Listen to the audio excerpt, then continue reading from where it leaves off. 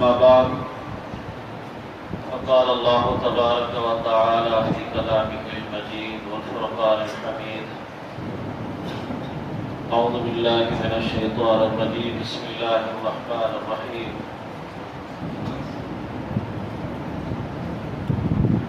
وقضى ربك ألا تعبدوا إلا إياه وبالوالدين إحسانا وفي مقام آخر اقترب للناس حسابهم وهم في غفلة معرضون صدق الله مولانا العظيم درود شریف پڑھ لیجیے۔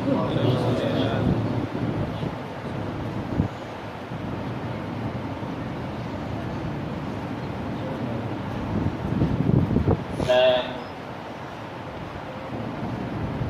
ایک عادت ہے میرے اندر،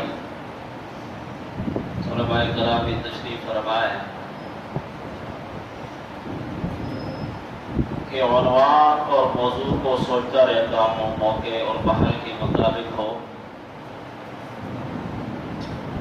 لیکن جب ناظرین حضرات جو بولتے ہیں انہی کی بولی کے اندر پھر دل کرتا ہے کہ تھوڑی سی تشریح اور وضاحت کے ساتھ ہو جائے۔ یہ موقع اور محل ختم قرآن کا ہے، اور مجھ سے کیا اچھے علماء کرام تشریف فرمائے ہیں، ہمارے اپنے بچے الحمدللہ استعداد والے ہیں، استادی کی اور دیگر حضراتوں کا حسن ظن تھا۔ عزیزان مکرم نوجوان ساتھیوں، کیونکہ میرے کچھ اصلاحی باتیں ہوتی ہیں جو وقت کے حالات اور وقت کے مطابق ہوتی ہے۔ قرآن کی عظمت، قرآن کی فضیلت بہت زیادہ ہے، یہ صرف ایک گھنٹے میں سما نہیں سکتی، اور نہ یہ ایک دن اور رات اس میں لگتا ہے، بلکہ یہ ایک ایسا سمندر ہے جس کی کوئی گہرائی نہیں، جس کی کوئی انتہا نہیں۔ لیکن میں یہ کوشش کرتا ہوں کہ جس چیز کے ہمیں اب زیادہ ضرورت ہے میں اس پہ تھوڑا سا گفتگو کرنے کی کوشش کروں گا، یہی میری عادت ہوتی ہے۔ اللہ تبارک و تعالی ارشاد فرماتے ہیں کہ اقترب للناس حسابهم وهم فی غفلۃ معرضون۔ دنیا میں اللہ تبارک و تعالی نے ہمیں اپنی عبادت، اپنی محبت اور اپنی الفت کے لیے پیدا فرمایا ہے۔ ہماری پیدائش کا مقصد کیا ہے کہ ہم اللہ کو راضی کر لیں، ہمارا شب و روز اللہ کی محبت میں صرف ہو جائے، ہر لمحہ ہمیں اللہ کی خوشنودی مل جائے، کامیاب زندگی ہے۔ اگر ہم نے شب و روز اللہ کے ساتھ تعلق نہیں جوڑا، اللہ کی نافرمانی ہم سے ہو گئی، ہم سے خطا ہو گئی، تو پھر اس کی سزا اور اس کے اوپر ندامت اور شرمندگی اتنی بڑی ہوگی دن قیامت کے دن کہ انسان کو پھر اصل زندگی کا مقصد وہاں جا کر سمجھ آئے گی کہ میں نے اپنی زندگی کو کیوں ضائع کیا۔ اللہ نے مجھے جوانی بھی دی تھی، اللہ تبارک و تعالی نے مجھے دنیا کی ہر نعمتوں سے نوازا، جو چیز بھی میں اللہ سے مانگتا تھا، مانگنے اور بنا مانگنے اللہ تبارک و تعالی مجھے عطا فرما دیتے، لیکن میں نے اپنی زندگی کیوں ایسے ضائع کی، فضولیات میں، لغویات میں، اللہ کی نافرمانی میں۔ یہ افسوس وہاں جا کر ہمیں سمجھ آئے گی۔ قرآن المجید میں اللہ تبارک و تعالی جا بجا اس زندگی کا نقشہ تھوڑا سا کھینچتے ہیں، اور میں ماں کی شان کے اوپر بھی کچھ باتیں کروں گا، چونکہ میں نے نظم سن لیا ماں کی شان کے اوپر، تو اگر آپ لوگوں کی توجہ ہوگی تو میں بڑا مختصر اور بڑے احسن طریقے کے ساتھ کوشش کروں گا کہ آپ لوگوں کو سمجھ آ جائے۔ دیکھو اللہ تبارک و تعالیٰ نے علماء کرام سے آپ سنتے رہتے ہیں اکثر کہ اللہ نے انسان کو پیدا کیا، پھر اللہ نے فرشتوں کو حکم دیا سجدے کا، شیطان نے انکار کیا، یہ ساری کی ساری وضاحت آپ علماء کرام سے دروسوں میں سنتے رہتے ہیں۔ لیکن میں یہ بات کرنا چاہتا ہوں کہ ہم جس دور میں ہم گزر رہے ہیں، یہ 1442 ہجری، یہ ہماری جو زندگی ہے، ہم جس موڑ پہ کھڑے ہیں، آپ لوگوں کو یہ معلوم ہونا چاہیے کہ اس موڑ کے بارے میں آج سے کئی سو سال پہلے اللہ کے نبی علیہ السلام نے ہمیں سب کچھ بیان فرما دیا کہ میرے امت میں ایک ایسا زمانہ آئے گا، ایک ایسی حالت آئے گی، ایسے مواقع آئیں گے کہ لوگ ایسے ہو جائیں گے، اس طرح ہو جائیں گے، اس طرح ہو جائیں گے۔ وہ ساری کی ساری باتیں اللہ تبارک و تعالیٰ نے نبی علیہ السلام کو وحی کے ذریعے سے سب کچھ بتا دیا تھا۔ ہم اتنے نازک دور سے نوجوانوں ہم گزر رہے ہیں، ہم شب و روز جو گزارتے ہیں، ایسی نافرمانیاں ہم سے ہوتی ہیں کہ ہمیں خود بھی نہیں پتہ چلتا۔ ہم ایسے فتنوں کے دور میں ہیں جس کو قرآن مجید نے کیا فرمایا، اقترب للناس حسابهم، تیرے حساب کا وقت، تیرے کتاب کا وقت، تیرے احتساب کا وقت، تیرے پوچھنے کا وقت۔ جو اللہ نے تجھے زندگی دی، اللہ نے جو عمر دی، جو جوانی دی، جو مال دیا، جو جائیداد دی، جو عزت دی، اولاد دی، منصب دیا، شان و شوکت دی، تجھے معلوم ہونا چاہیے حسابہم، اس کا حساب قریب آ گیا ہے، اس کا حساب اللہ تجھ سے لے گا۔ تو مت یہ سمجھ کہ میں پیدا ہوا یحسب الانسان ان یترک سدی، افحسبتم انما خلقناکم عبثا، بس صبح ہوئی، شام ہوئی اور وقت گزر گیا، کھانے کے لیے ہوا یا نہ ہوا وقت گزر گیا، منصب پہ بیٹھا کیسے کیا کیسے نہیں کیا وقت گزر گیا، اللہ نے اولاد دی، جائیداد دی، جو کچھ بھی ملا گیا چلا گزر گیا۔ نہیں، اللہ فرماتے ہیں کہ یہ تو مت بھول، تجھے ایک ایک چیز کے بارے میں تجھے حساب دینا ہوگا۔ ایحسب الانسان ان یترک سدی، احسب الناس ان یترکوا ان یقولوا آمنا وهم لا یفتنون، کیا تمہیں یہ جوانی مل گئی تو بس، تجھے دولت مل گئی ختم، صبح و شام تو اللہ کی نافرمانی میں گزار، صبح شام اللہ کی نافرمانی میں، محمد رسول اللہ کی سنتوں کو پامالی میں گزار، تجھے اس لیے دیا ہے اللہ نے۔ سوچ صحیح، اللہ فرماتے ہیں سوچ، خلق الانسان من نطفہ، انسان تو نطفے سے لے کر اپنے اس جوانی تک، پھر جوانی سے لے کر بڑھاپے تک، ہر دور کے اوپر غور و فکر کر، یہ دور لانے والا کون ہے؟ اللہ ہے۔ اللہ نے تجھے کیا کیا کچھ نہیں دیا، تو نے کیسی زندگی گزاری، کیسی زندگی گزار کے آیا ہے تو؟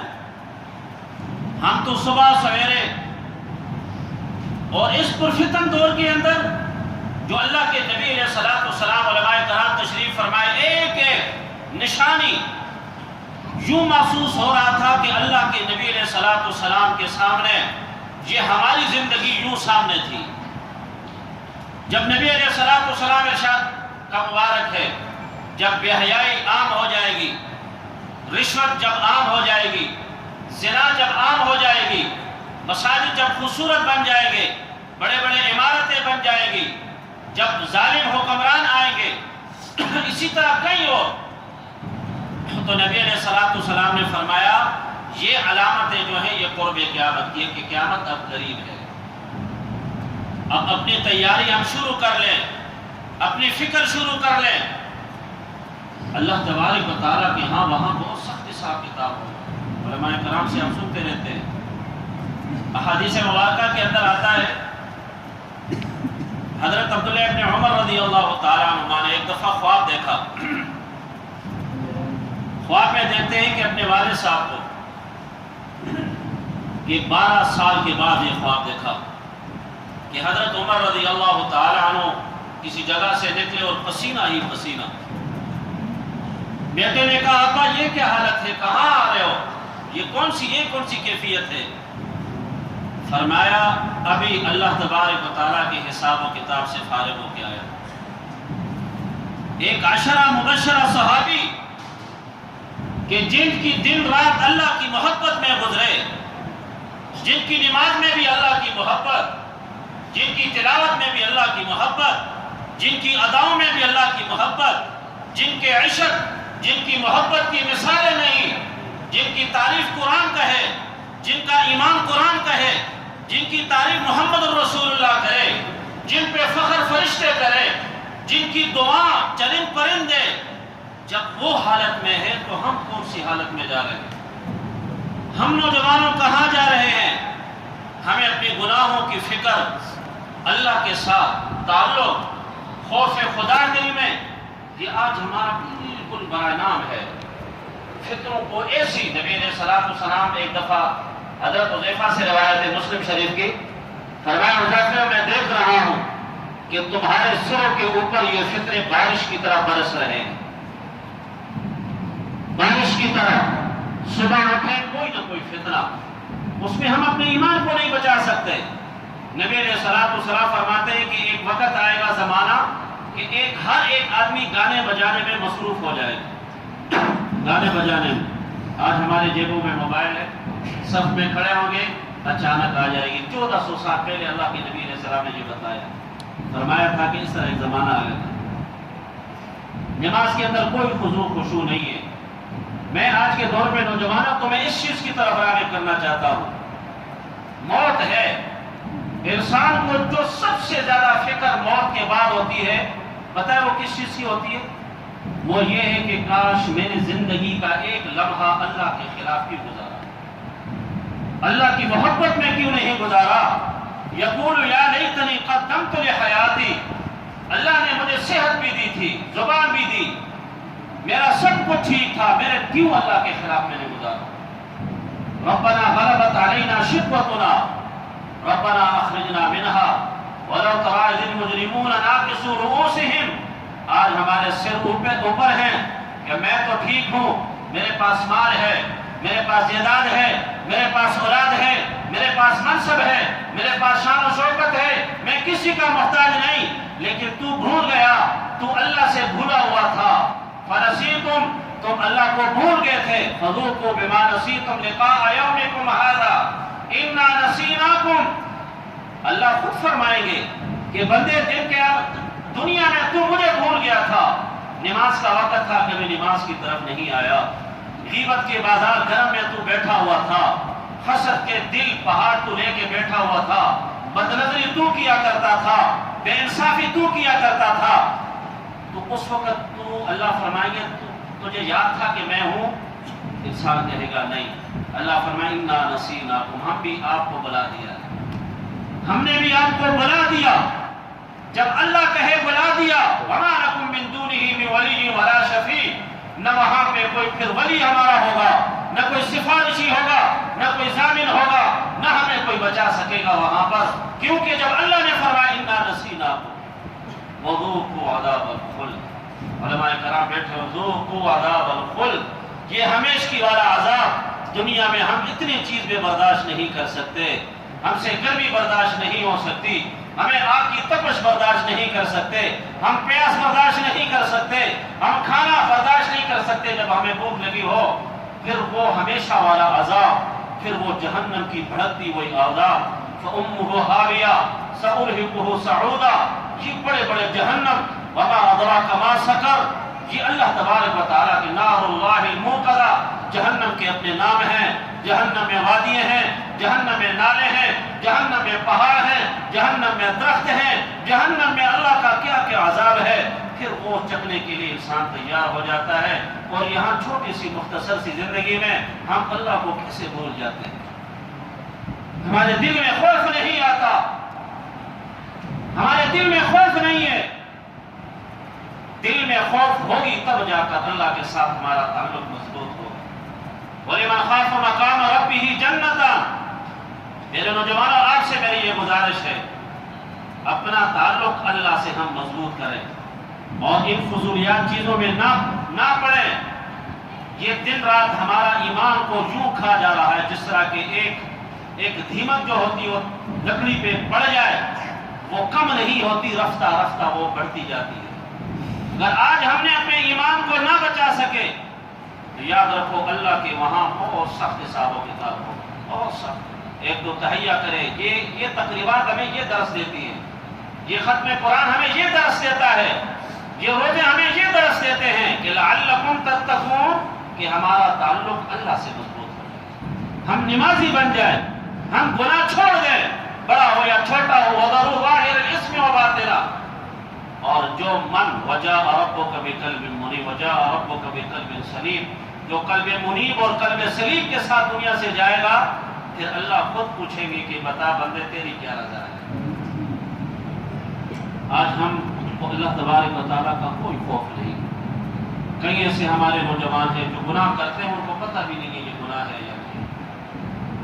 یہ نبی علیہ السلام کی فرمان مبارک علماء کرام سے سنا کریں اور اپنے آنکھوں سے آنسو نکالنے کی کوشش کریں۔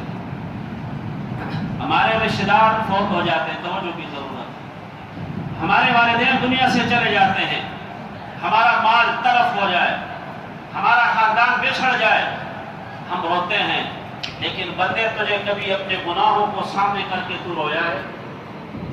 دو آنسو کوئی قطرے جو خود محمد رسول اللہ فرماتے اللہ کو بلو بہت محبوب ہے، دو قطرے، اور دو ایسے قطرے ہیں کہ جو اپنے محل سے جدا ہونے سے پہلے انسان کے اللہ سارے کے سارے گناہ معاف فرما دیتے ہیں۔ ایک قطرہ وہ جو میدان جنگ میں ایک مجاہد لڑ رہا ہو اعلیٰ کلمت اللہ کے لیے، اور اس کے سینے پہ گولی لگے، خنجر لگے، اور خون کے گرنے سے پہلے اللہ اس کے سارے گناہ معاف فرما دیتے ہیں۔ ایک وہ قطرہ آنکھوں میں جب بھر جائے، محدثین اس کی تعبیر کرتے ہیں کہ گرا نہیں، یہ اندر کا جو یہ سفید اور کالا یہاں آ گئے، اب گرنے والا ہے، رخسار پہ آنے والا ہے، داڑھی پہ آنے والا ہے، وہ قطرہ جو انسان اپنے ماضی کو سامنے کر کے رو رہا ہے، جہنم کو آگے کر کے رو رہا ہے، عذاب قبر کو آگے کر کے رو رہا ہے،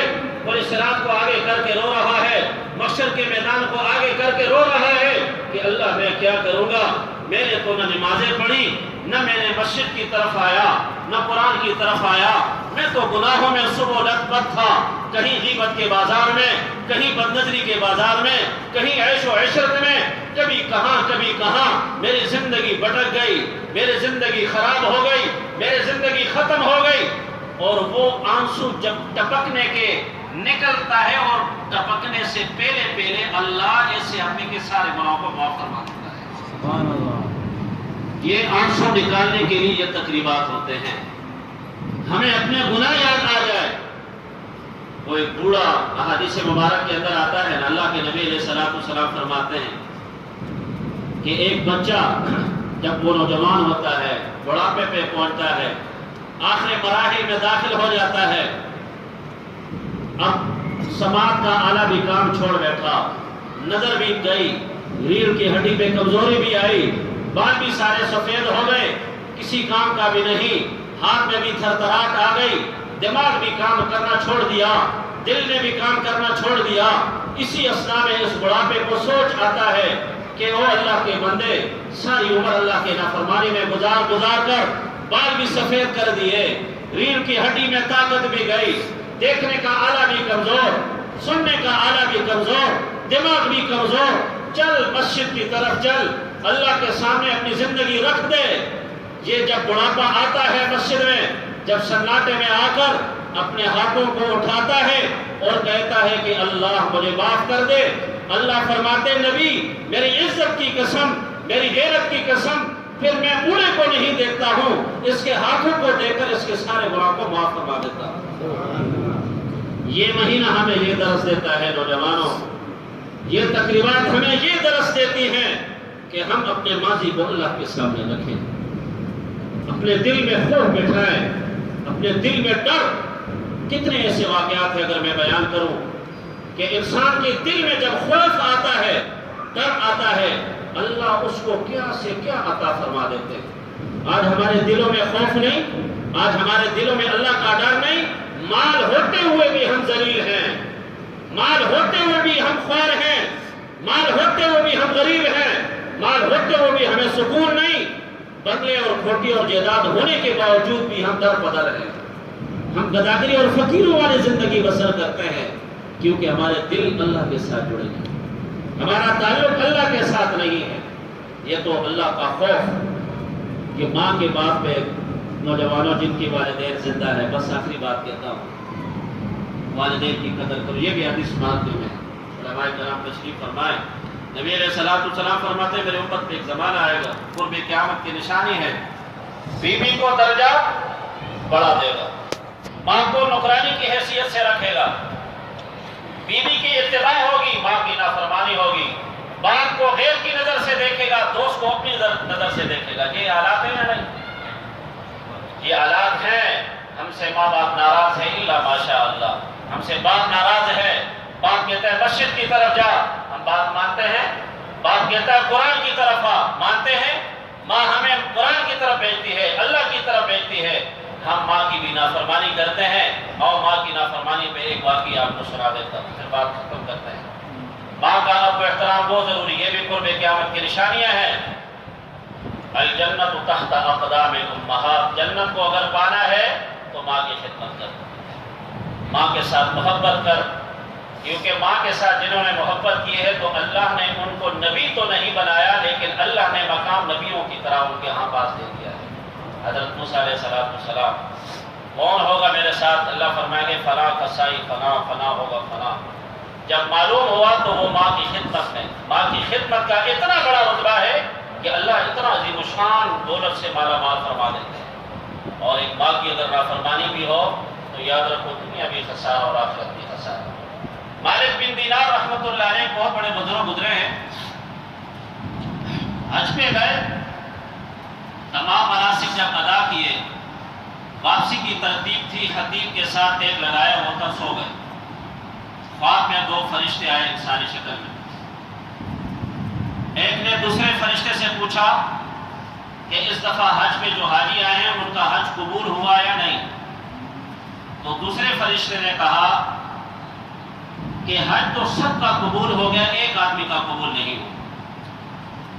مالک بن دینار رحمۃ، چونکہ بزرگ ہوتے ہیں آج کل تو اللہ معاف فرمائے، تھوڑے سے نمازی بن جاتے ہیں تو پھر ہم فتویٰ ٹھکنا شروع کر دیتے ہیں، یہ بھی غلط ہے، وہ بھی غلط ہے، یہ بھی غلط ہے، میری ماں بھی غلط ہے، میرے امام صاحب بھی غلط ہے، وہ بھی غلط ہے، وہ بھی غلط ہے۔ اور اللہ کے دوست جو ہوتے ہیں وہ کہتے ہیں ہم غلط ہیں، ہم ٹھیک نہیں، ہمارا تعلق اللہ سے کمزور ہے۔ تو جب صبح ہوئی تو کعبہ نے کہا جی حضرت چلے، کہا نہیں، آج نہیں چلیں گے۔ پریشان ہے دل میں کہ وہی میں ہی ہوگا جس کا حج قبول نہیں ہے۔ اللہ کی شان کل اسی طرح پھر ہوا، وہی دو فرشتے آئے، اسی طرح مکالمہ ہوا، تو فوراً مالک بن دینار نے کہا وہ آدمی کون ہے جس کا حج قبول نہیں ہوا؟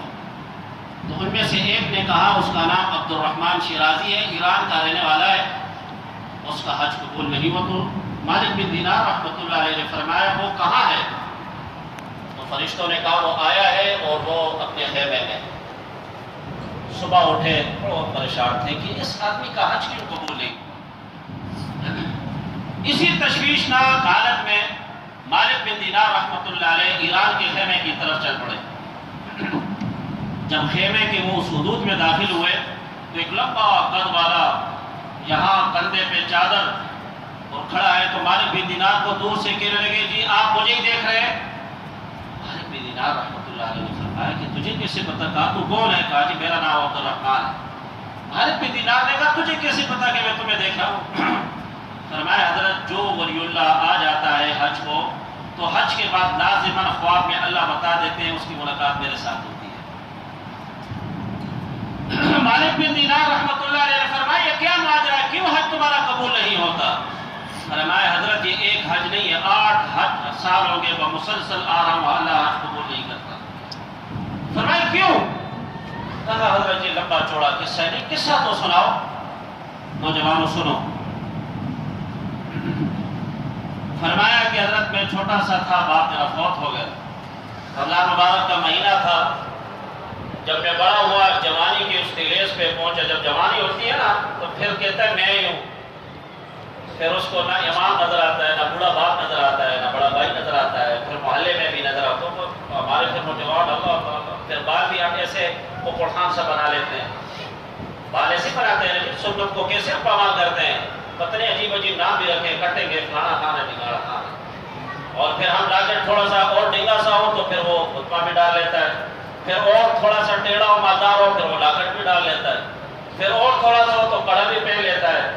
تجھے شرم بھی نہیں آتی؟ تو کیسے نوجوان، اس سے تو عورت ہوتا تو اچھا ہوتا، کنگن پہنتا، والی پہنتا، بڑے بڑے بال رکھتا، وہ اچھی ہوتا تجھ سے۔ یہ چیزیں عورتوں کی تھی، حیا نہیں آئی تجھے؟ یہ چاہیے تھا کہ تیرے ہاتھ میں تلوار اور دوسرے ہاتھ میں تیرے قرآن ہوتا، دل میں تیرے اللہ کی محبت ہوتی۔ یہ کفر ہمارے ماتحت ہوتے، یہ نظام ہمارا ماتحت ہوتا، پھر ہمارے ملک کے اندر شان صحابہ اور شان رسالت پہ کون گستاخی کرتا؟ وہ انہوں نے تیرے دل میں ایمان نکال دیا، تیرے اندر بے غیرتی ڈال دی، بے حیائی ڈال دی۔ جب یہ ڈالی گئی تو اس سے ایمان ختم ہوا، پھر تو نے شکل و صورت بھی ان یہودیوں کی طرح بنا دیا۔ یہ ہے یا نہیں؟ ہم کرتے ہیں اسی طرح، اپنے بچوں کو دین صحابہ کی زندگی کو پڑھائیں۔ ہمارے صحابہ کیسے تھے، وہ کیسے اللہ کے ہاں لڑنے والے، ان کے دل اللہ کے ساتھ کیسے جڑے تھے، اور وہ اپنے بچوں کو کیسے تربیت دیا کرتے تھے۔ خفا نہ ہو، ناراض نہ ہو، ہم بھی والدین اپنے بچوں کو ڈاک اور کیٹ پڑھانا شروع کر دیتے ہیں۔ بچہ مسجد کی طرف بڑی مشکل سے آتا ہے، دوسری طرف بہت جاتا ہے۔ کیوں؟ جب اپنے بچوں کو بچپن ہی میں جب وہ سکھائیں گے، بڑے ہو کر کیا تمنا اور کیا امید رکھیں گے ہم اس سے؟ یہ تو وہ ہوتا ہے کہ بچپن میں ہم ان کو اللہ کی محبت، نبی علیہ السلام کی سنت کے ساتھ صحابہ کے نقش قدم والے بنائیں، پھر جب یہ بڑا ہو جائے گا پھر طارق بن زیاد، محمد بن قاسم بنے گا، پھر وہ بنے گا سلطان محمود غزنوی بنے گا، پھر یہ پوری کی پوری عالم کو یہ فتح کرتا ہے یا نہیں؟ طارق بن زیاد کی بات آئی نا، وہ جب اٹلی اسپین کو فتح کرنے کے لیے جو بڑے بڑے جرنیل بیٹھے تو انہوں نے کہا کہ یہ اٹلی کیسے فتح کی جائے گی؟ بڑا سپر پاور تھا، فرمایا جس طرح کہ آج یہودی بنے ہوئے ہیں، بڑے بڑے کمانڈر، نوجوانوں نے یہ بھی عجیب قصہ ہے، بڑے بڑے کمانڈر خاموش تھے، ایک عام سپاہی کھڑا ہوگا طارق بن زیاد کہ جی میں نے فتح کرنا ہے۔ کسی نے ہنسی، کسی نے کیا کیا، کسی نے تعجب سے دیکھا، تو وقت کا جو بادشاہ تھا اس نے کہا یہ کیا بات کر رہا ہے، بڑے بڑے جنرل کمانڈر بیٹھے ہوئے ہیں، یہ نہیں بول رہے ہو آپ؟ کہا جی یہ بات میری ماں سے پوچھو، یہ بات میری ماں سے پوچھو کو۔ ماں کو کیا بتا؟ کہا جی پوچھ تو لو۔ جب ماں کے پاس گئے انہوں نے قصہ سنایا کہ آپ نے کیا بیٹا کہتا ہے کہ اسپین میں فتح کروں گا، یہ کیسے ہوگا؟ انہوں نے کہا مجھے تو اور پتا نہیں، لیکن ہاں ایک یہ ہے کہ جب بھی یہ بچہ تھا دودھ پلاتا تھا تو باوضو ہو کر میں دودھ پلاتی تھی اس کو، مجھے یقین ہے کہ یہ اسپین کو فتح کر لے گا۔ ماں بھی ایسی، بیٹا بھی ایسا، پھر اللہ نے سپر پاور طاقت ان کے قدموں میں ڈال دیا۔ آج ہم اپنے ملک، اپنے علاقہ، اپنے گھر، اپنے محلے کی حفاظت نہیں کر سکتے، کیونکہ ہماری تربیت کیسی ہوئی، کہاں ہوئی۔ اور جب وہ اسپین پہ آ گئے تو کہا کشتی کو جلا دو، تو سارے کے سارے فوج میں ہر بڑ بچ گئی، یہ کیا کہہ رہا ہے؟ کہا پیچھے کی موت یہ بے غیرتی کی موت ہے، سامنے کی موت شہادت کی موت ہے۔ جب صبح ہوئی تو کہا گھوڑے ڈالو چلو۔ جب اسپین فتح ہوا تو طارق بن زیاد سے کسی نے پوچھا کہ جی یہ بتاؤ آپ نے اتنا بڑا فیصلہ کر دیا، کشتیوں کو جلا دیا اور کہا چلو۔ کہا بے وقوف، میں نے اس طرح فیصلہ نہیں کیا، خواب میں محمد رسول اللہ کی زیارت ہوئی، میں دیکھ رہا تھا کہ نبی صلی اللہ علیہ وسلم آگے، صحابہ پیچھے، اور وہ گھوڑے انہوں نے دریا میں ڈال دیے۔ میرے لیے یہ بشارت تھی کہ طارق بن زیاد یہ صبح یہ ملک علاقہ فتح ہو جائے گا۔ ماں کی تربیت کہاں پہنچا دیتی ہے، اور ماں کی تربیت اگر خراب ہو وہی بچہ پھر ماں باپ کا نافرمان نکل آتا ہے۔ اپنے بچوں کو ہم تربیت کر رہے ہیں دین کی طرف، اور اس پرفتن دور میں، موبائل کے دورہ دور، بے حیائی اور فحاشی کے دورہ دور میں بہت احتیاط کریں ہم۔ یہ آج سے یہ کر لیں۔ الحمدللہ یہ مولوی صاحب ہیں، استاد جی دعوت برکاتہ تشریف فرمائے ہیں، مولانا اعظم صاحب استاد جی ہیں، یہ علماء ہیں، ان کے پاس بھیج ہیں، خود آئیں، استاد جی درس قرآن شروع کرو، ہماری اصلاح کرے، صبح و شام ہمارے نوجوانوں کے پاس کیوں ناراض نہیں ہونا؟ کتنا خوبصورت نوجوان ہوگا اور ہاتھ میں کتا پکڑا ہوگا، نوجوان ہوگا پٹیل ہوگی، نوجوان ہوگا اور سگریٹ ہاتھ میں ہوگی، وہ نوجوان کدھر جا رہا ہے تو؟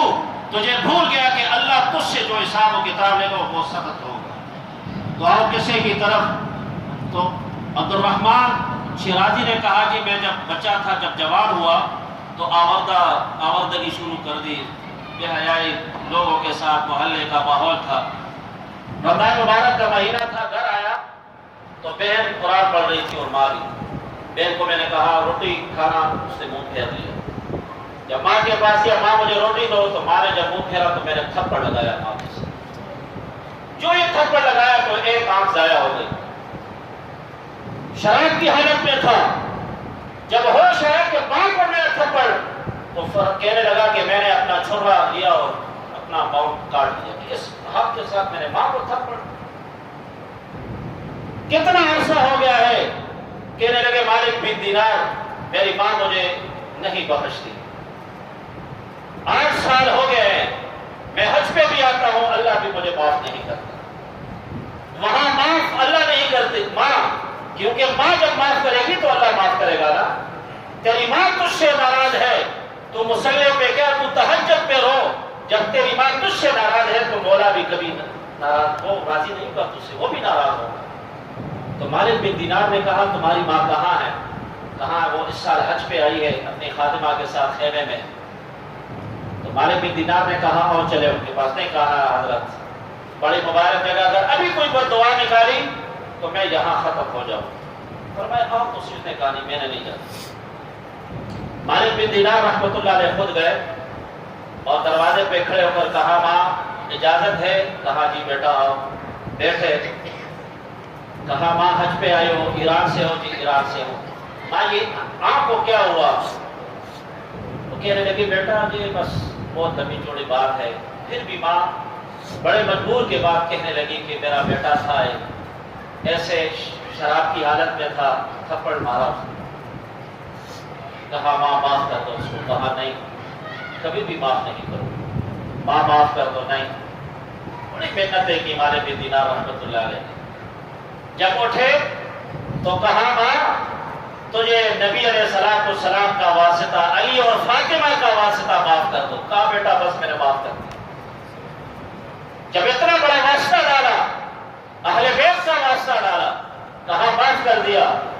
عبد الرحمن باہر کھڑا تھا، آ کے ماں کے قدموں پہ گرا۔ اسی حالت میں دوسرے تیسرے دن مالک بن دینار رحمۃ اللہ علیہ وہاں پر سوئے ہوئے تھے۔ فرشتے آئے اور کہا اللہ نے یہ حج نہیں، 8 کے 8 حج اللہ اس کے قبول کر دیجیے۔ سبحان اللہ۔ نوجوانوں اپنے ماں کو مت رلاؤ، ماں کی آنسو میں اللہ کا قہر پڑا ہوا ہے۔